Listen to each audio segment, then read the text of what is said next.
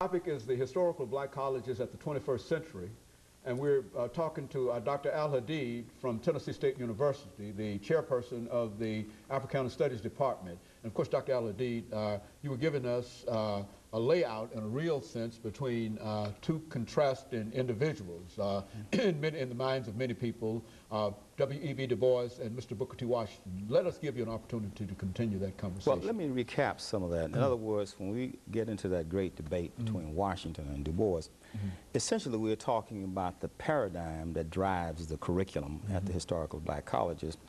And I'm not so sure that Du Bois had all the answers in terms of the liberal arts approach. I think today we need a combination of the two because Washington was essentially talking about self-reliance.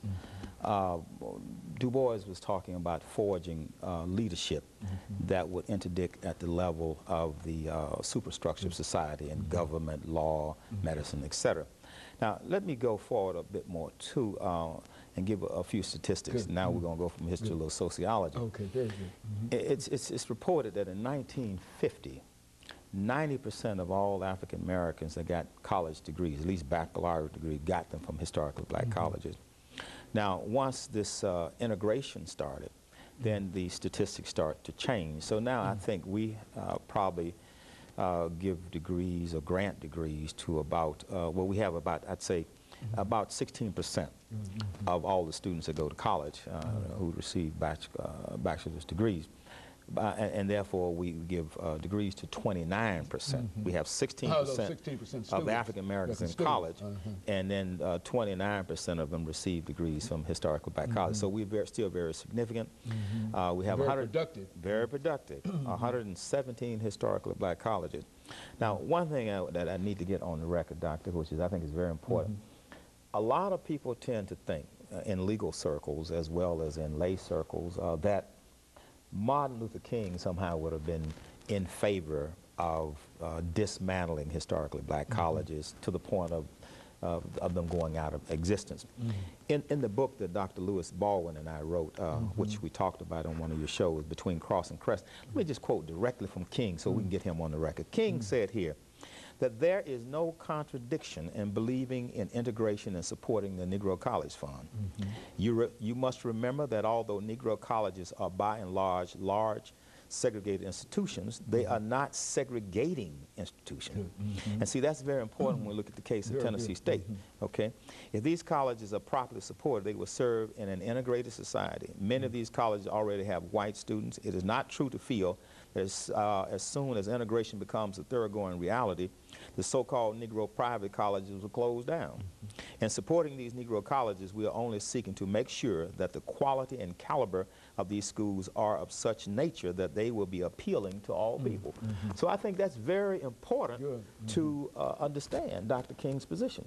Because even today, a lot of this litigation that's going on in terms of desegregation, whether we're talking about the consent decree or the stipulation of settlement here and there, whether FAMU, Tennessee State University, they all tend to have the impression that the heart of the matter of desegregation is the existence of black colleges.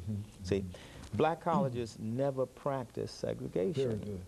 They were the victims of segregation, and they were underfunded. The only thing that we really need to do as far as historical black colleges is concerned is desegregate the money. Okay. Desegregate the money. Okay, you understand? Not the people. The schools need to remain predominantly African American, as the white schools are predominantly white.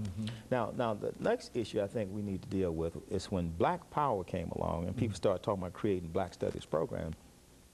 Most of your historical black colleges did not respond well to that call. Their attitude was that historically black college is already black, so we don't need to set aside a department or a program to have a conversation about black people, as though you learn your culture through osmosis, you know, or through some type of, you know, inconsequential way. But now what we need to do now is to understand that we don't have black colleges. The identity of a college is not determined by the composition, the demographics. It's determined by the curriculum. Historically, black colleges have the same curriculum as white colleges. So until the day comes that we can actually Africanize or African Americanize the core curriculum of these colleges. We really don't have black colleges. Our position is in Africana studies is that education is fundamentally the intergenerational transmission of culture. Good. So when people sit down at a table to plan curricula for colleges or high schools, only thing they're really talking about whose culture is going to be reflected in this curriculum. And the historical black colleges have not really taken that very seriously because they think that to study your own culture, your own history, and your identity, that you can't get a job working for somebody else doing it. I think basically that these colleges should start now looking at a curriculum based on self-determination. We should take our models from the Caribbean and African countries where they're actually using education as a way of building a nation.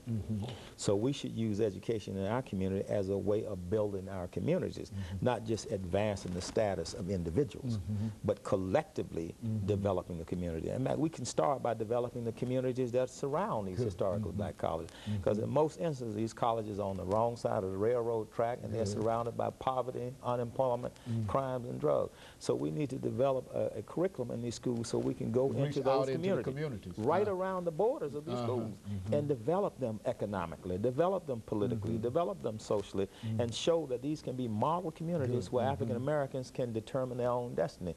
And we have to take that position now because the conservative right in the Republican Party and some other right-wing elements are saying now that we're going to get rid of affirmative action, which will make it difficult for the middle-class African Americans to get jobs or go to various colleges, whether they're graduate schools, professional schools, and at the same time they're dismantling welfare, which is having a deleterious impact on the masses of people. So if you're dismantling welfare, which will have a negative effect on the masses of people, you're dismantling affirmative action, which have a negative effect on the educated people.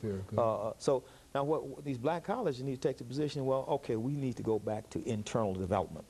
The curriculum should be based on self-determination, not begging other folks to help us develop our own community.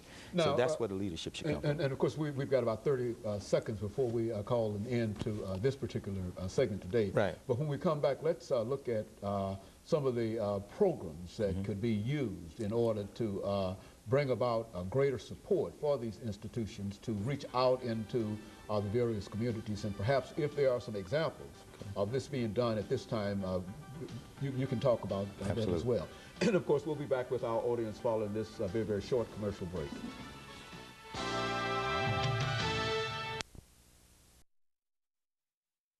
The topic is the